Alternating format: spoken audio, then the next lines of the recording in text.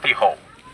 আল্লাহি আল্লাহর কসম করে বলছি, আমাদের নারায়ণগঞ্জ 5 আসনে যে কজন ক্যান্ডিডেট রয়েছে তাদের মধ্যে সবচেয়ে সত্যবাদী হচ্ছে এবিএম সিরাজুল মামুন স্যার। প্রিয় ভাইয়েরা, এজন্য আমি আপনাদেরকে, এটা আমার গ্রাম, আমি আপনাদের সবাইকে স্বনির্বন্ধ অনুরোধ করছি। মামুন স্যার আমার প্রিয় শিক্ষক এবং আমি স্যারের প্রিয় ছাত্রদের একজন। আমি স্যারের কাছে 3 বছর পড়াশোনা করেছি, intermediate first year, second year এবং অনার্স ফার্স্ট ইয়ার। এবং আমি যে মাস্টার্সে ইংরেজি সাহিত্যে ফার্স্ট ক্লাস ফার্স্ট হয়েছি এবং আমার মধ্যে যে ফ্রি হ্যান্ড রাইটিং স্কিল ইংলিশে ডেভেলপ করেছে এর কৃতিত্ব স্যারের।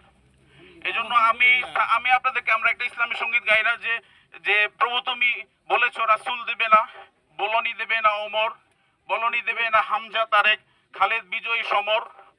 তার মানে কি, আমি আপনাদেরকে আল্লাহর কসম করে বলতে চাই যে মামুন স্যার যদি নির্বাচিত হয়ে সংসদ সদস্য হয় তাহলে হযরত ওমর যেভাবে বলেছিলেন যে ফোরাতের তীরে যদি একটি কুকুর না খেয়ে মারা যায়, আমার ভয় হয় কিয়ামতের দিন আল্লাহ পাক এই জন্য আমাকে জবাবদিহি করতে হতে পারে। রাতে ঘুরে ঘুরে যেভাবে দুস্থ মানুষের খবর নিতেন হযরত ওমর রাদিয়াল্লাহু তাআলা আনহু, আমি আপনাদেরকে আল্লাহর কসম করে বলতে চাই, আমরা যদি সিরাজুল মামুন স্যারকে, আমাদের প্রিয় শিক্ষককে যদি আমাদের জনপ্রতিনিধি হিসাবে পেতে পারি তাহলে আমরা হযরত ওমরের প্রতিচ্ছায়া তার আখলাকের মধ্যে আমরা দেখতে পাবো ইনশাআল্লাহ।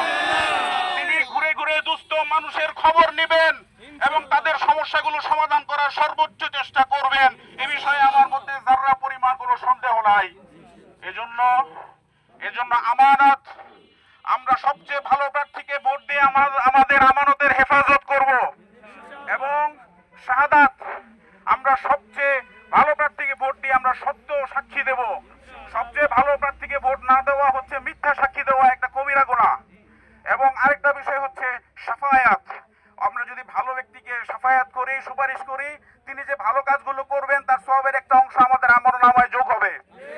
আর আমরা যদি কোনো মন্দ ব্যক্তিকে যদি আমাদের নেতা বানাই, তিনি যে চাঁদাবাজি, টেন্ডারবাজি করবে, মানুষের হক, মানুষের অধিকারের উপরে হস্তক্ষেপ করবে, মানুষের জুলুম করবে, সেই গুনাহের একটা অংশ আমাদের আমলনামায় যোগ হয়ে যাবে।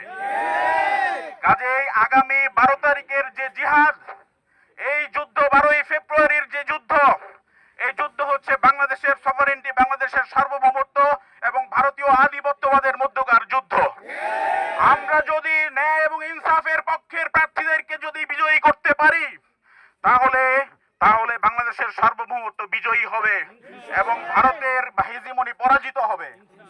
আগামী দিনে 12ই ফেব্রুয়ারির যে জিহাদ, এই জিহাদ হচ্ছে ইসলাম এবং সেকুলারিজমের মধ্যকার জিহাদ। আমরা ইসলামকে বিজয়ী হিসেবে দেখতে চাই এবং ধর্ম নিরপেক্ষতার আমরা পতন চাই। আল্লাহ রাব্বুল আলামিন বলেছেন, কুতিবা আলাইকুমুল কিতাল, তোমাদের উপর এই যুদ্ধ করাকে ফরজ করা হয়েছে। দ্বীনের জন্য সশস্ত্র যুদ্ধ করার সুযোগ আমাদের জীবনে হবে কিনা আমরা জানি না, তবে আগামী 12ই ফেব্রুয়ারিতে আমরা ইসলামের পক্ষে, বাংলাদেশের পক্ষে আমরা জিহাদে বিজয় লাভ করব ইনশাআল্লাহ। আল্লাহ রাব্বুল আলামিন আমাদেরকে কবুল করুক। আমরা হ্যাঁ ভোট দেব এবং মামুন স্যারকে দেয়াল ঘড়ি মার্কায় ভোট দিয়ে জয়যুক্ত করব ইনশাআল্লাহ। আল্লাহ কবুল করুক। আসসালামু আলাইকুম ওয়া রাহমাতুল্লাহ।